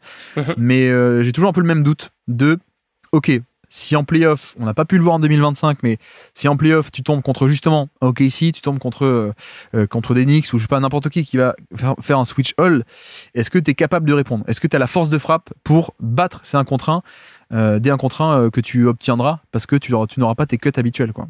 Ouais, non, mais je te rejoins. De toute façon, l'effectif a pas trop bougé, quoi. Il n'a pas été chamboulé non plus. Donc, on a toujours les 4 plus gros, ce sont les mêmes, les 4 plus gros joueurs. Donc, oui, il y a toujours les mêmes interrogations, ouais. Lonzo est arrivé, mais il rentre dans le cadre de la santé, lui, le point de bascule de la santé. Mais Lonzo, voilà, moi, ça vient pas résoudre ce problème de scoring, quoi, de scoring de 1 contre 1. Mais la rotation pas intérieure, justement, un peu d'aile est intéressante entre Hunter, entre Max Strus, qui était l'ancien titulaire mais qui était blessé, et ensuite Hunter est arrivé. Maintenant on a Lonzo Ball aussi qui est par là, on a Dean Wade qui est aussi par là, donc tu vois la profondeur est quand même toujours aussi intéressante, je trouve, chez ces Cavs, même si ils ont perdu le fabuleux Ty Jerome qui mettait 70% de ses flotteurs, malheureusement. mais voilà, il y a quand même un monde où Lonzo Ball remplace et même fait beaucoup mieux que ce que fait Ty Jerome, qui pouvait pas trop jouer en playoff au plus haut niveau.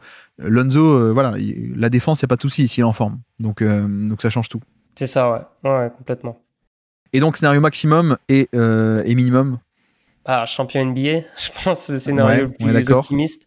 Et pessimiste, j'ai du mal à les voir en dehors des playoffs quand même. Donc, j'irai top 6 et je les vois même passer un tour au pire des cas. Oui, je suis d'accord. Je suis d'accord là-dessus. La fourchette va être très resserrée vers le haut.